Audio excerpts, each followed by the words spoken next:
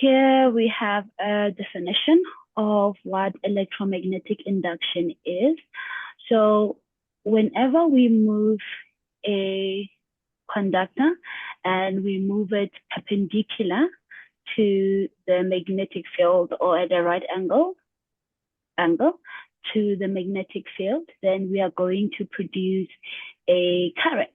And this current is going to be at its maximum when the conductor is perpendicular to the specific magnetic field. Okay? And that is what electromagnetic induction is. And it is going to be governed by two laws.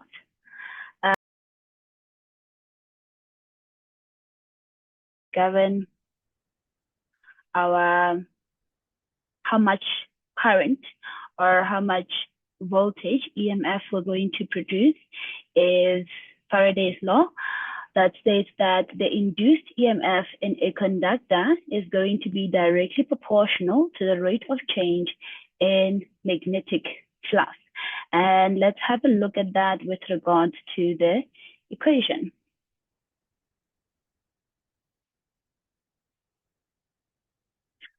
So this is Faraday's law that tells us what voltage the conductor is going to experience. It says that it is directly proportional to the rate of change in the magnetic flux. So that is the magnetic flux, that is the change in time, and together that would be the rate of change in the magnetic flux. Then we add another law to it, which is going to be Lenz law. And Lenz law says that the direction in which this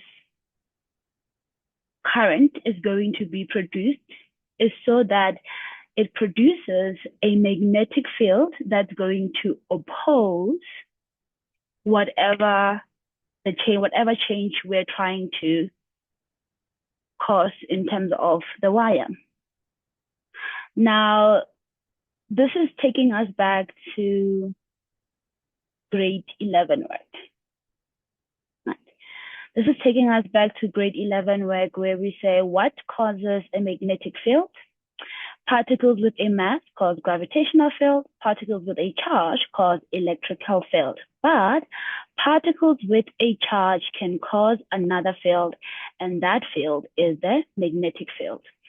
So that implies that a wire that is carrying conductor would have then a magnetic field around it. Right. So the direction in which your current is going to be produced is dependent on the magnet that you are introducing to the system, or the magnetic field that you are then introducing to the system. So for example, here we can see that the solenoid here has a current that is running through it, and therefore we will have our magnetic field around that current. We can see where the north is, we can see where the south is. Now, if we want to relate it back to Lenz law, let us go ahead and draw our solenoid and our magnet and how they work with one another. We have a solenoid that doesn't have any current in it. And what you're going to do is that you're going to then introduce a magnet. Let's remove those. You're going to introduce a magnet, and let's say the north of the magnet is this side, the south of the magnet is that side. Now, you're going to then put this magnet inside the solenoid. And as soon as you do that, the solenoid is going to create a current. Now, the current is going to oppose whatever motion, whatever the magnet of our or whatever field the magnet has created. So in this case, because the north is on this side, the north of our solenoid would be on this side to repel the magnet from going in that direction. And if our north is on that side, our current would be going in this direction. You can use your the right hand rule to see the direction of your current. So your thumb must face towards the north, and therefore you would see that your fingers are going to go in the direction that your current will be going in. So if you have your right hand, you just have it up and then you coil it around. If you coil the hand around, you will see that the current is supposed to go inside, inside, inside, and this is just to oppose whatever change you're making. This is true for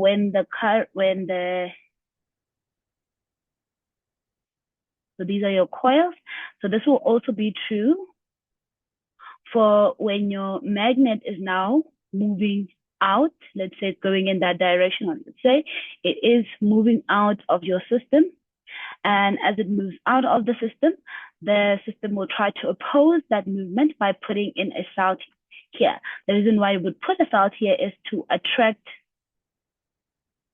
the metal. So the south will be that side, the north will be that side, and then your current, if you use the right hand rule to just coil your fingers, you would see now that your fingers are pointing towards you. So therefore the current would be going in this direction, coming out and going in that direction. Right. So Lenz law is just the law, the equation for the induction of current using a magnet. The equation says that the EMF is equals to a negative. The negative there is Lenz law, just to say it's opposing whatever magnetic field we have introduced. So minus, and then the N stands for the number of coils that we're going to have. A change in delta there is the change in magnetic flux, or the change in magnetic flux there. We have a change in time. Together they give us the rate of change in magnetic flux. The rate of change in magnetic flux, and we'd say that the negative sign shows that the EMF creates a current and a magnetic field that's going to then oppose whatever change we introduced using our magnet. Okay.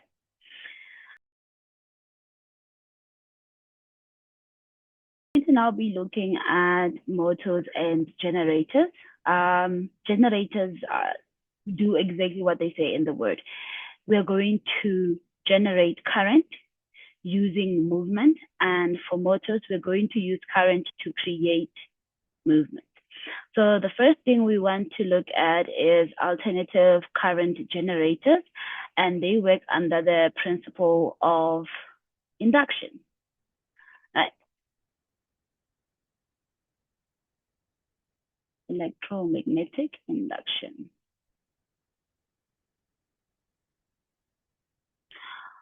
When the electric conductor moves in a magnetic field, there is a change in the magnetic flux, which induces an EMF that causes a current to flow in the conductor. So we are now producing current from just a movement, and that's what the generator does.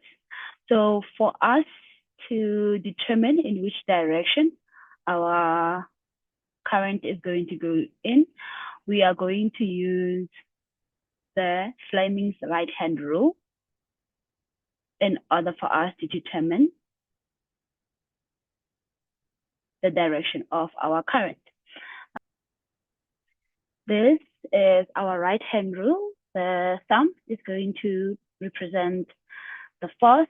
The index finger is going to show us the magnetic field, and the middle finger is going to show us in which direction is the current going to be induced in. So here we have a conductor. This part of the black part here is our conductor. and it is connected to a galvanometer that's going to then measure the amount of EMF that we have produced.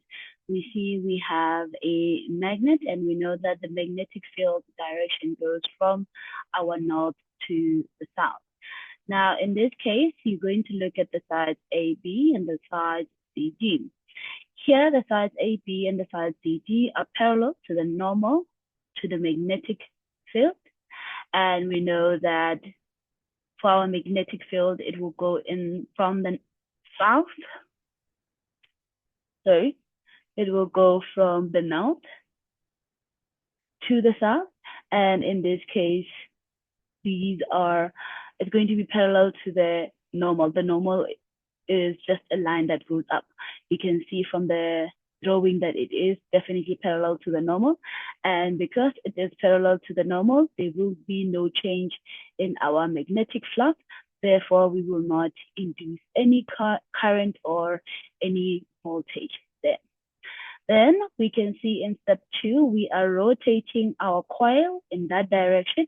When we rotate the coil in that direction, A, B, and CD cut through the magnetic field, which is directed from the north to the south. We can clearly see that. And again, it's going to be, when it cuts and it gets to this point, it would be in the same. So our magnetic field is in that direction. And we know that the normal is going to be in this direction. So you can see now that the normal and your rings are perpendicular to each other.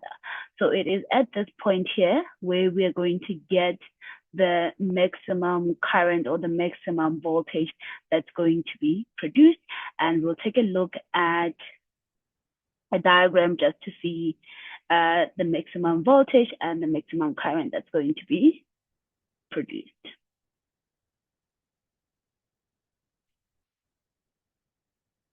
We continue with the rotations.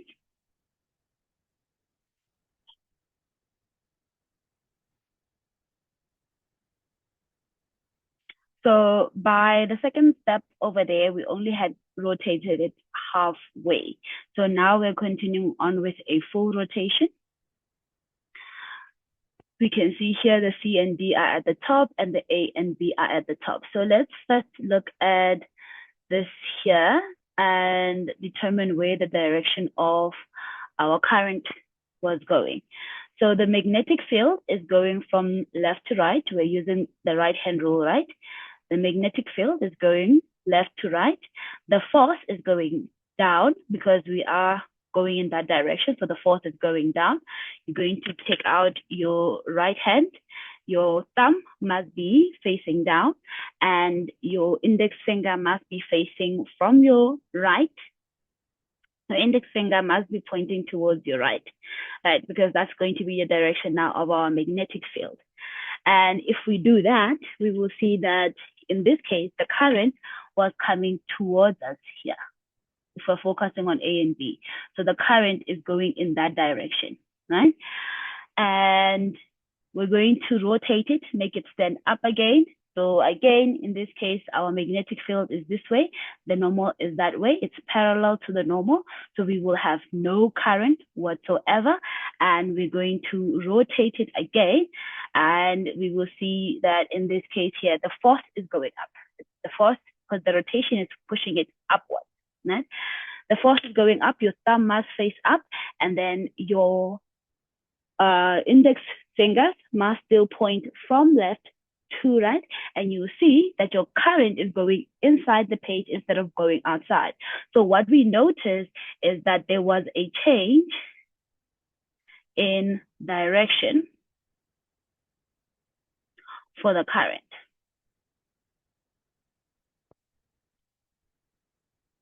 Right. Here, again, let's take our thumbs out. We will have the thumb pointing downwards. Your index finger must go from the left to the right, and you will see that your middle finger is pointing towards you. Whereas at the bottom here, your force, the force was going up, so your thumb must face up.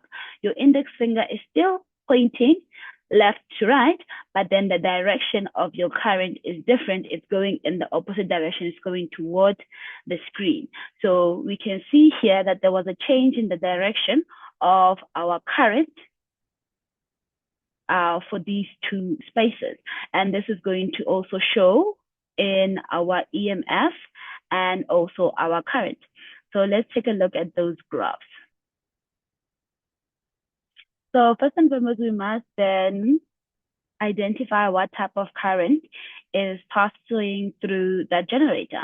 It's going to be what we call the alternative current.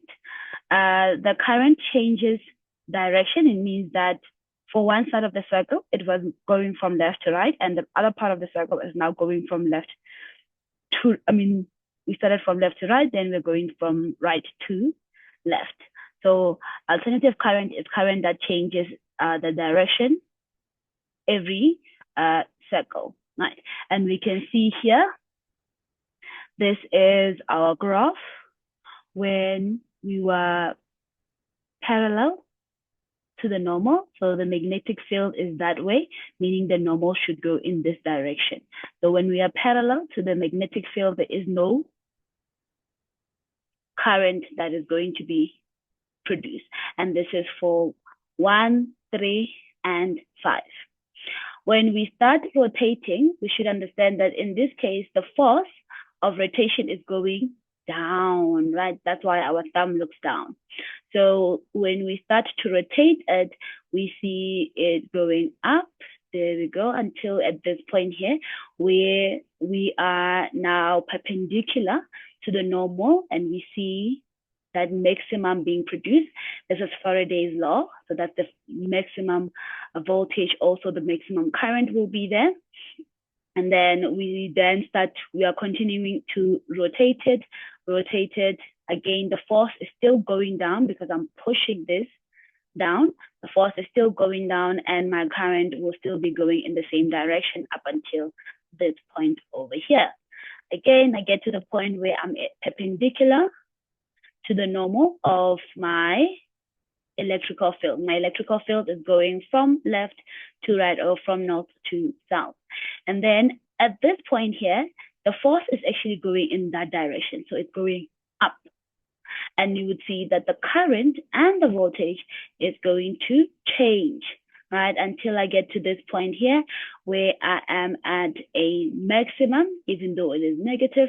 And again, I go up until 0, and that's what's going to happen with my current over time. It's just going to change sides over time.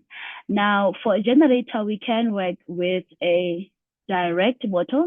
So when we say a direct generator, we mean we want to produce a DC current. That means we want to produce a current that only goes in one direction. So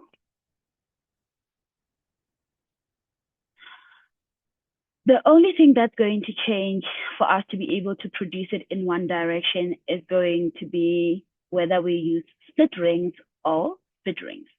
But we will look into that a little bit later on. Right now, we're more worried about what the graph looks like for a DC current, for a direct current, meaning current going in one direction. So current going in one direction, if you want to produce current in one direction, this is what the induced EMF is going to look like. We can see that it doesn't change the sign. We don't go into the negative. We stay in the positive. It's still the same thing. The only difference here is going to be that split ring or split ring there. And we will look at that slip ring and split ring a little bit later on. Now, add the split ring and the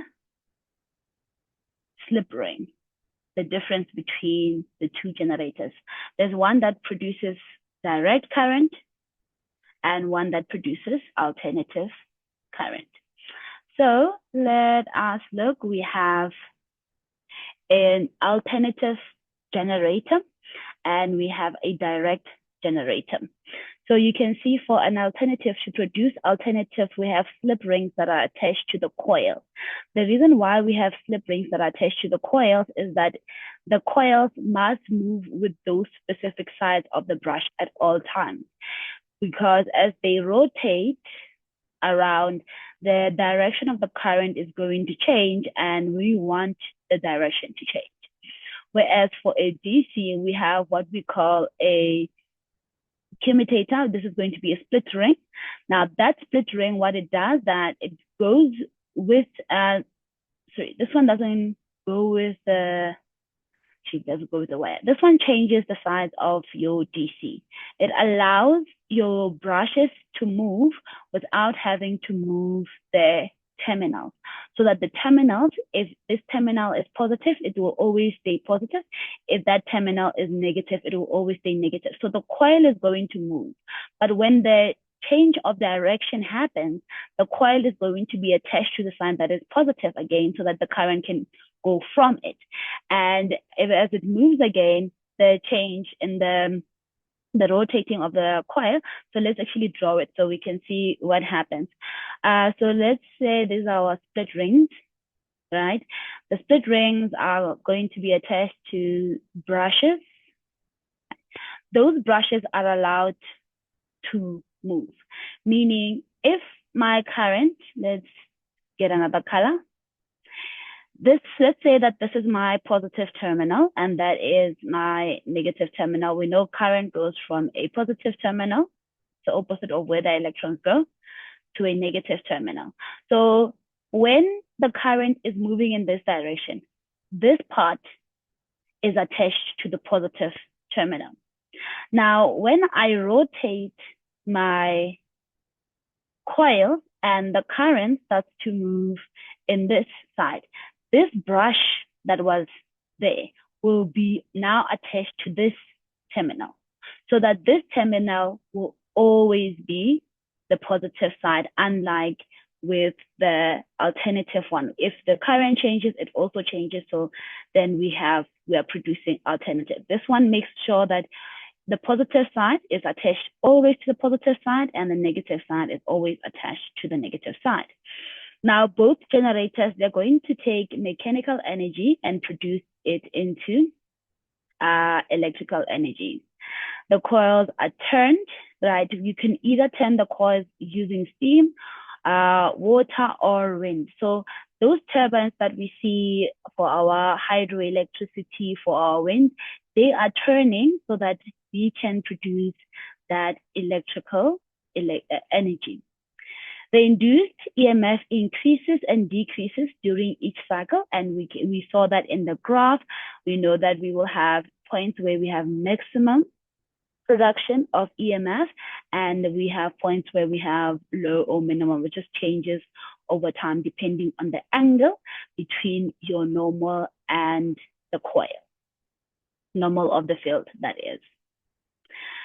It says here, when the coil cuts through the magnetic field, the changing magnetic flux induces an EMF and electrical current in the coil. The induced voltage and current have a maximum value twice during that cycle. We saw this is when now the ring is perpendicular to the normal. Okay, and the current brushes collect that current. So here the current brushes are allowed to move from one side to the other so that it stays positive. Here they are attached to the slip rings so that we always have alternative current. So whenever it changes direction from that side to that side, this would be positive, and then if it goes onto that side, that would be positive. It's just depending. Okay. So what is the differences between our AC and our DC generator? The first one is that the coils are connected to a slip ring for a AC generator, and it's a split ring commutator for a DC generator. The same part of the coil is always connected to the same slip ring, whereas here the brush makes contact with half of the split ring during the rotation, and when you move it, it moves again so that we only have positive on one side and negative on the other side. The current in the slip ring changes direction when the current in the coil reverses. This is for a AC generator.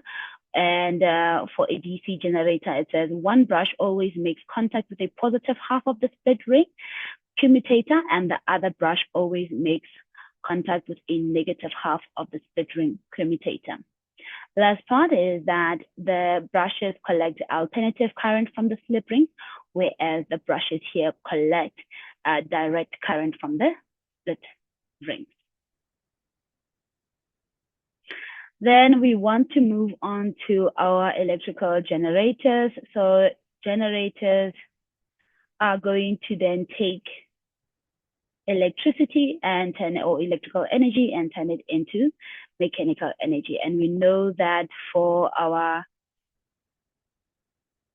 motors, we're going to use the left-hand rule instead of the Tutor. We can see the magnetic field is going in that direction from there to there. Okay, and we have our coil. Our coil, the force is going up, so our thumb is facing up. Our index finger is going from the left to the right, so we're pointing to the right, and we will see that the current is facing us. So we know that the current is going, actually it's for this wire, it's going in that direction. That sorry, it's going in this direction, must be facing us. So it's actually going in the opposite direction. If we're looking at AB over there.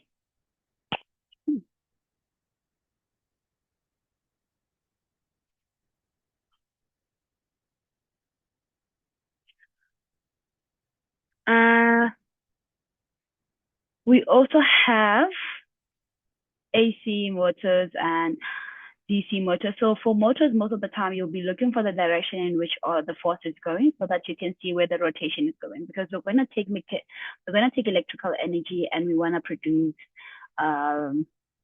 to produce mechanical energy.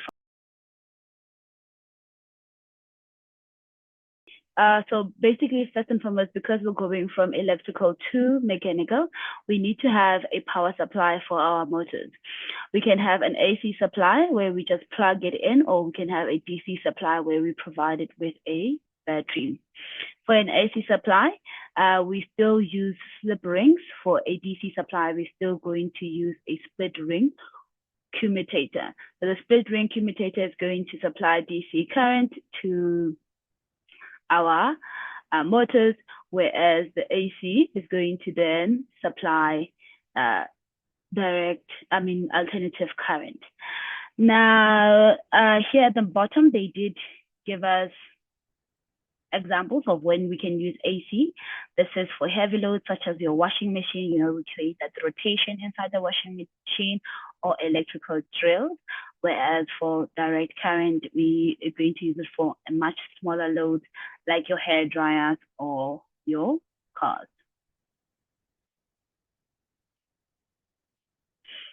So now we want to look at the difference between a generator and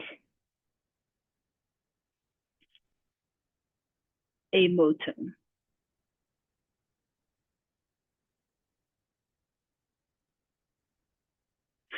So motors are connected. This is a DC motor, to be exact, is connected to a battery. We need a battery supply, whereas a generator, there's no battery required because we're actually creating electricity. In terms of motors, we're taking our electrical energy and turning it into mechanical energy. And with our generators, we're taking a mechanical energy and we're producing electrical energy. For the motors, the magnetic field of the magnets and those around the carrying conductor are going to interact. The resulting magnetic field exerts a magnetic force on the coil. The coil tends to the resultant magnetic force. So we said that if we have a conductor that's carrying current, it's going to have a magnetic field around it. And we know that there's a magnetic field that's going to be created by these magnets. Now, what's going to happen is that the magnetic field around your current carrying conductor and the magnetic field of your magnets are going to interact, and they're going to interact to a point where a force is going to be felt. So that force is what's going to cause your coil to rotate, thus creating that rotational motion. And we know that for our generators, we are going to induce current by actually moving. So we have a force, we have a magnetic field, and by having that change in the magnetic flux, we're going to then create the current, and this is governed by Faraday's and also Lenz laws. Now, let us look at alternative current. In South Africa, we use alternative current. Alternative current is just current that's not going in the same direction all the time, right? We know that it will change direction, goes from left to negative, negative to right, and we are going to then have what we call the root mean squared voltage, and we also have the root mean squared current. So what is the root mean squared voltage and the root mean squared current?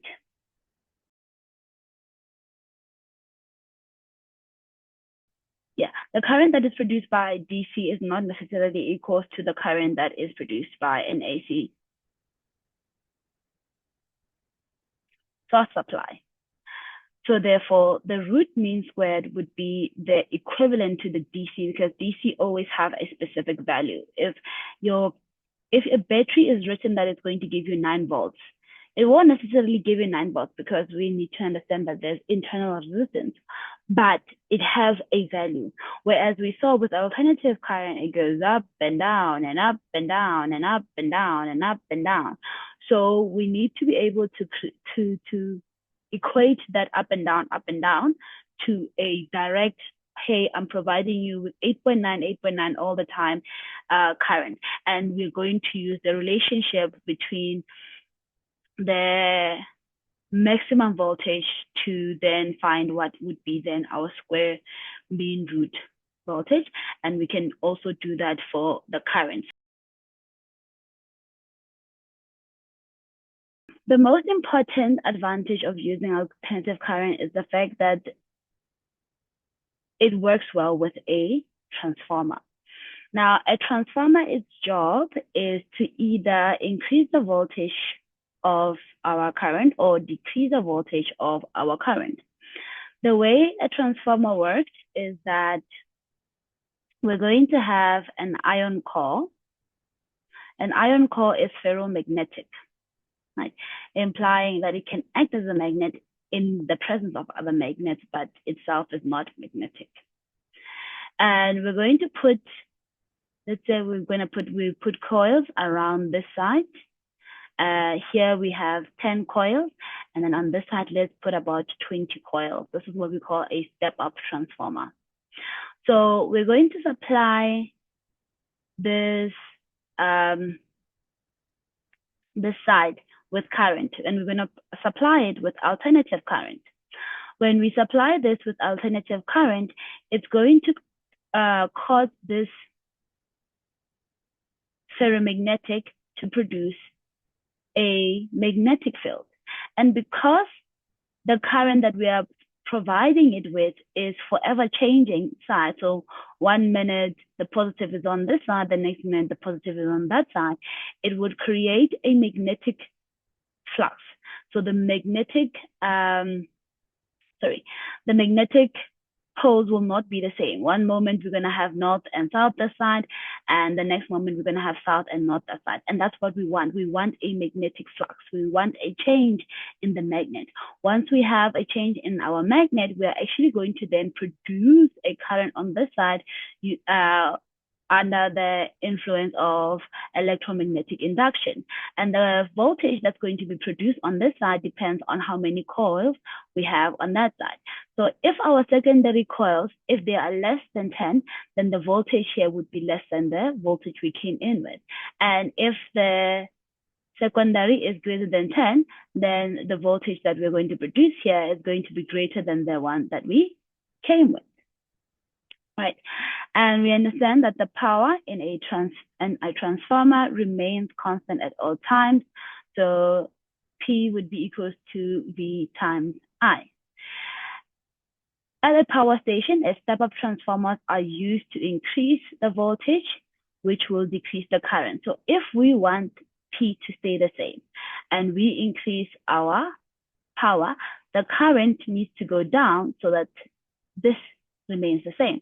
For example, let's say we had a power of 10 and initially we had 2 multiplied by 5, right? The voltage being 2, the current being 5. We can still have a power of 10 by increasing this to 5, and this would decrease to 2 so that the power remains the same. So the voltage, this is with regards to South African, is being increased. It's going to be between, we're going to take it from 130 to somewhere around 750. This allows electricity to be transmitted in electrical cables over a long distance time. The loss in energy due to the heating effect of the cable is low when the current is small. So the work done is going to be low because we decrease the current. Right. Conducting cables are thick to help decrease the energy loss as heat during the transmission. Factories need a high voltage around 10 kilovolts. In towns, step-down transformers, we also have step-down transformers to decrease the voltage so it goes to 220, because in South Africa, most of our appliances are at 220, so we need to step it down. So we only step up our voltage to decrease the current, because then we will have less work done from our current if it's small enough. Right. So far, any questions? No questions. Do you have any questions with regards to